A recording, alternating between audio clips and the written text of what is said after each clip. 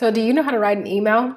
That might sound like a silly question, but I've had several people who've either emailed me or I've heard stories about people who've sent emails and they just simply want to either ask a question, ask for clarification on something, or they might be angry about something and want to know more about a certain situation. However, the email comes off in a way they may not have intended it to.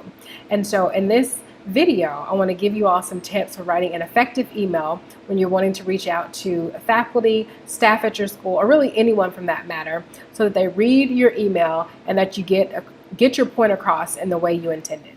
So first, before you do anything, before you write the email, first check your email address. Is your email something like hotbody123? If so, definitely continue listening. Now, while your email is not a complete indicator of who you are, it is some people's first impression of you. And some people will also judge your level of professionalism by your email address. Is that right? Well, that's debatable. But what we really want to concentrate on is making the impression that you intend to make.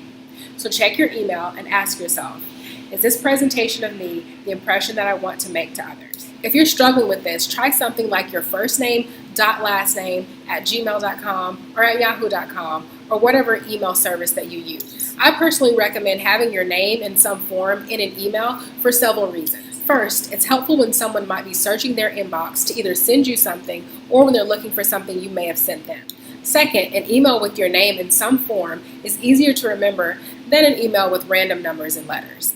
And finally, your email address is an extension of the image you want others to see of you. Now that you've checked on your actual email address, let's get to the actual email.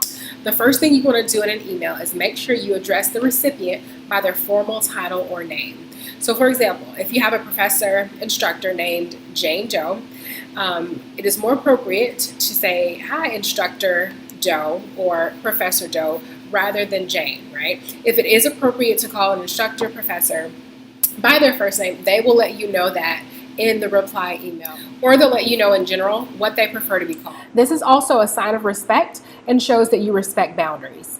So next, in the body of the email, make sure you're specific about what you want, but also keep in mind the tone of your email. In the body, you could begin with a warm sentence such as, "I hope this email finds you doing well," or "I hope you're doing well," and follow that with the reason you're writing, what you need specifically, when you need it, why you need it, and if you need a reply from them. For an example of an email that might work for you, check out our blog at www.elaeducationservices.com. Finally, your closing. So end with something such as "sincerely," "best," etc. So also in your closing, make sure you have information about yourself, including your name, your title, and contact information, including your email or phone number, or however you want to be reached.